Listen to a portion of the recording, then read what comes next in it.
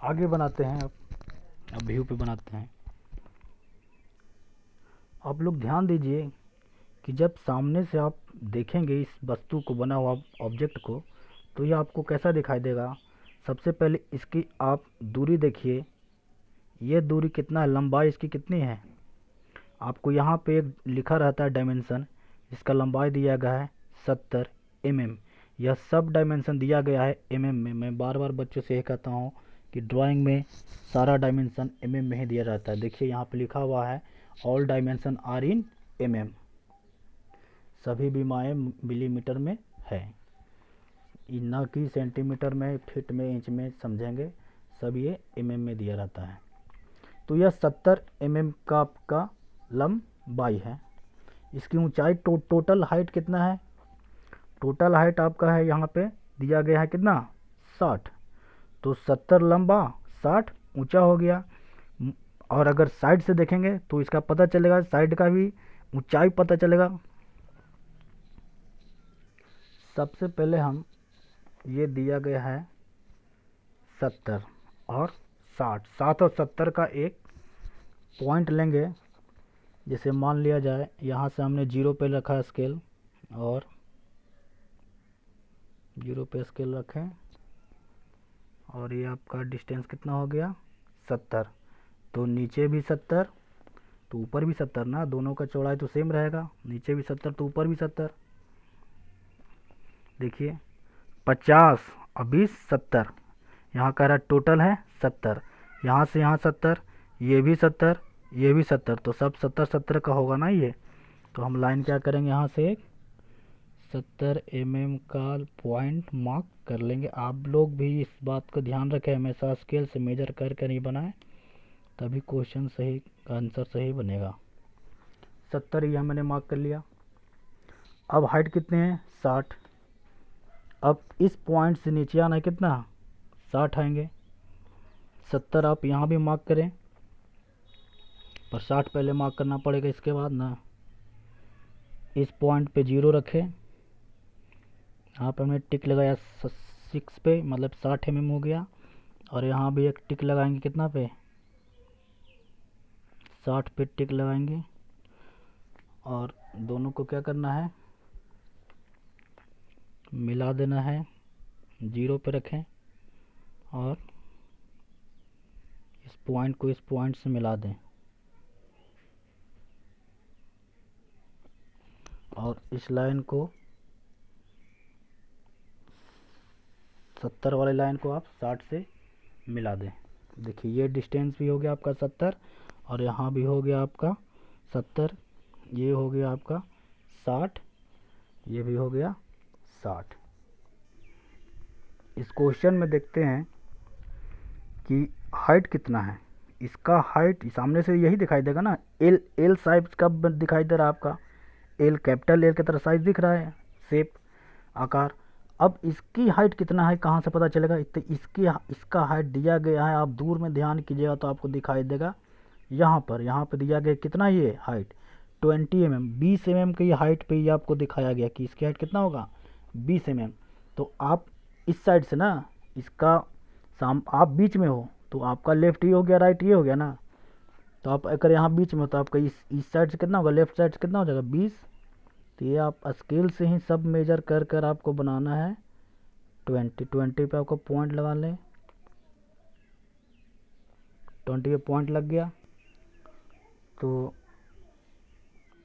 और 20 पे पॉइंट लगाएं, 20 पे लाइन भी दोबारा खींचें, क्योंकि वो जो लाइन है, कौन सा लाइन था ये, कंस्ट्रक्शन लाइन है ना। तो कंस्ट्रक्शन लाइन पे हम मेन लाइन खींचेंगे ही, इसलिए कंस्ट्रक्शन में बाकी लाइन रहेगा, हल्की पेन से खींचो, दिखाई नहीं देना चाहिए। अब हमें आना है इस तरफ, यहाँ से यहाँ चल दिए। देखिए हमने क्या किया, यहाँ से यहाँ आए, यहाँ से यहाँ आ गए, यहाँ से ऊपर गए कि ऊपर लाइन दिखाई दे रहा था, तो इसलिए हमने ऊपर से ऊपर चले गए। अब आते हैं 20 भी हम लोग आ गए हैं, ये 20 यहाँ आ गए। अब इधर से इधर चलने की कोशिश करते हैं, देखते हैं इधर से इधर कहाँ तक बाहर की लाइनें हैं। अब देखते हैं यहाँ से यहाँ कितना डिस्टेंस है, ये नहीं दिखाई देगा आपको। आप ऊपर आइए, ऊपर आते आते इसके ठीक सामने देखिए कि ये आपको दिखाई देगा 50 mm इधर। ये 50 mm है, देखिए ये 50 mm, ये 50 mm यहाँ से आया इसके बराबर, ये आया इसके बराबर, तो इन दोनों का दूरी कितना हुआ 50। तो हम मेजर करेंगे और 50 इधर भी आप पॉइंट लगा लें ताकि लाइन हमेशा सही हो। 20 पे जा कर के सिर्फ पॉइंट लगाना है, लाइन नहीं खींचना है। लाइन आपको खींचना है कहाँ तक 50 mm तक।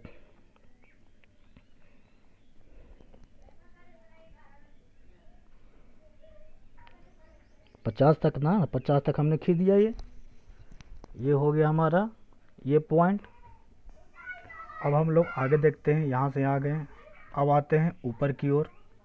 ऊपर कितना होगा, चलिए इस साइड की हम लोग आप बना चुके हैं, यहाँ से यहाँ बन चुका है जो कि 60 है।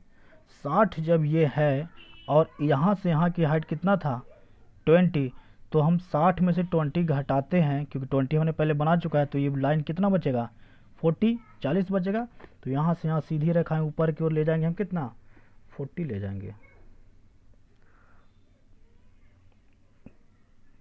यहाँ से आप 20 का भी मार्क कर लें ताकि लाइन हमेशा परफेक्ट बना रहे। आप लोग हमेशा सेट स्क्वायर का यूज कीजिएगा, सेट स्क्वायर परफेक्ट देता है रिजल्ट, लाइन कभी गलत नहीं होने देगा। ये हमने कितने का लाइन ड्रॉ किया 40, क्योंकि 60 पहले कर चुके थे, अब किए 40। देखिए मैं यहाँ पे अब डायमेंशन मैच करता हूँ, थोड़ा सा और है। ये मेरा 20 बचेगा, यहाँ देखिए 20 दिया हुआ है, कितना होगा ये 20 का ही हमने ऐसा बना दिया। अब इसकी पूरी अच्छी तरीके से डायमेंशन देना बहुत ज़रूरी है। इसकी डायमेंशन कितना है 60, 60, तो 60 दिखाएंगे। आप लोग बिना डायमेंशन के अगर ड्राइंग बनाते हैं तो वो बेकार है, वो सरासर गलत हो जाएगा।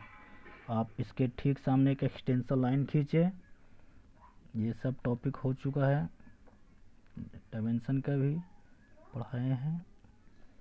एक्सटेंशन लाइन खींचे, डायमेंशन कैसे देना है ये भी बताया गया है।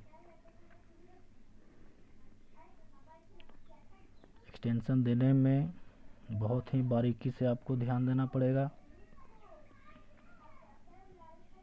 ये आपको एरो हेड बनाना है बहुत बारीकी से।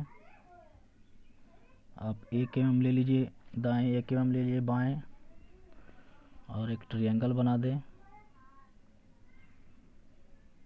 इसको भरना है।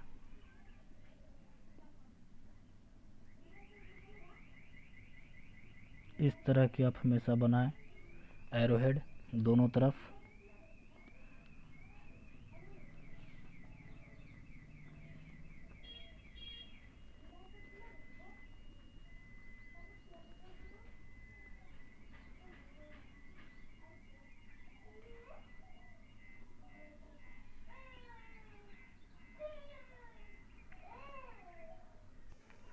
और लिखना है यहाँ पे डायमेंशन कितना था 60, और आप 60 लिखें।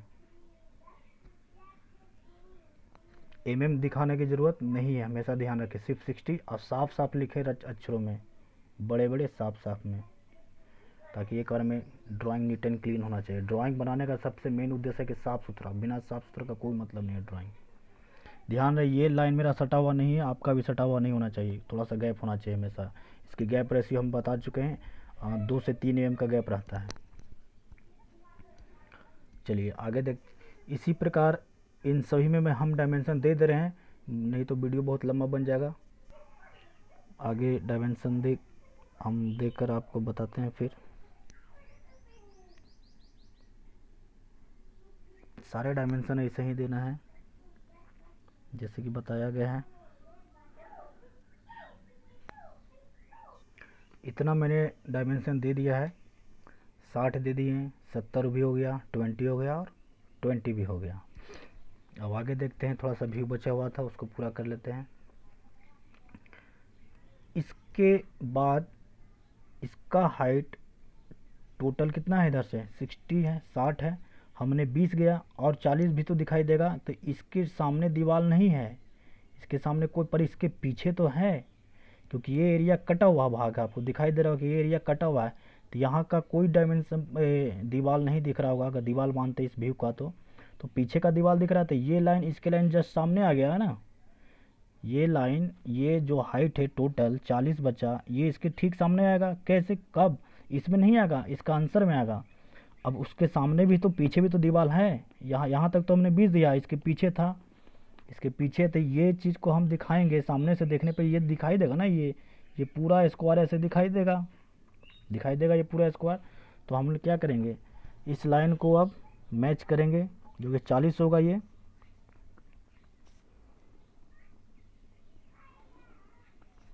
मैच करेगा। इसका हाइट भी, सॉरी, इसका हाइट हो गया कितना, 40 40, इसका लेंथ कितना हो जाएगा, लंबाई 50, जो कि 50, इसका ही 50, इसका ही 50 और इसका ही 50, सबका डायमेंशन 50, इसका 40, इसका 40, दोनों बराबर है।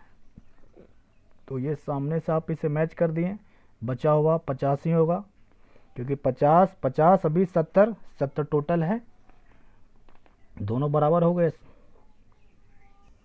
उसके बाद डायमेंशन दे देना है और लिख देना है 50। और कुछ बचा क्या, देख चेक कर लेते हैं एक बार। ये 20 हो गया, 40 हो गया, 60 हो गया, 70 हो गया, हाँ ठीक। इसके अलावा आप कुछ नहीं दिखाई देगा फ्रंट व्यू में। फ्रंट व्यू में इस क्वेश्चन के हिसाब से इतना ही दिखाई देगा। और हम नेक्स्ट वीडियो बनाते हैं साइड व्यू का। एक डायमेंशन यहाँ पे छूट रहा है, ये 40 को हम दिखा देते हैं, क्योंकि 60 है, ये पता नहीं चल रहा है। हाँ हो गया।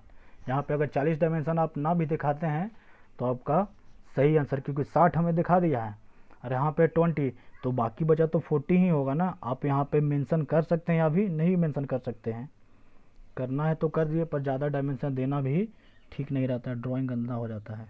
एक ही डायमेंशन को बार बार रिपीट नहीं करना चाहिए कभी भी ड्राइंग में। सब बातें बताया गया है पहले भी। इसको भी हम बना देते हैं, कुछ बच्चे नहीं समझते हैं तो उनके लिए हम यहाँ पे डायमेंशन दे दिए हैं, क्योंकि 40 अभी 60, 40 भी 60, दोनों बराबर होगा। 50 भी 70, ये टोटल 70 है, तो ये भी पता चले कि यही 50 है, क्योंकि यहाँ डायमेंशन नहीं देना है। और डायमेंशन जब भी दें, मैं बार बार कहता हूँ, डायमेंशन जब भी दें तो हमेशा ड्राइंग की बाहर हो, ड्राइंग के बीच में ना। एक बच्चा ने ड्राइंग बना के दिखाया और इसके बीच में ही बना दिया, डायमेंशन लिख देता 50 mm, इसके बीच में लिख दे रहा है इधर से 40 mm। नहीं, इस सबको साइड में, सबको बाहर रखना है, सारे डायमेंशन को बाहर रखना है, बीच में कुछ नहीं, साफ सुथरा से एकदम। चलिए हम नेक्स्ट वीडियो में आते हैं, अब बनाएंगे हम साइड व्यू।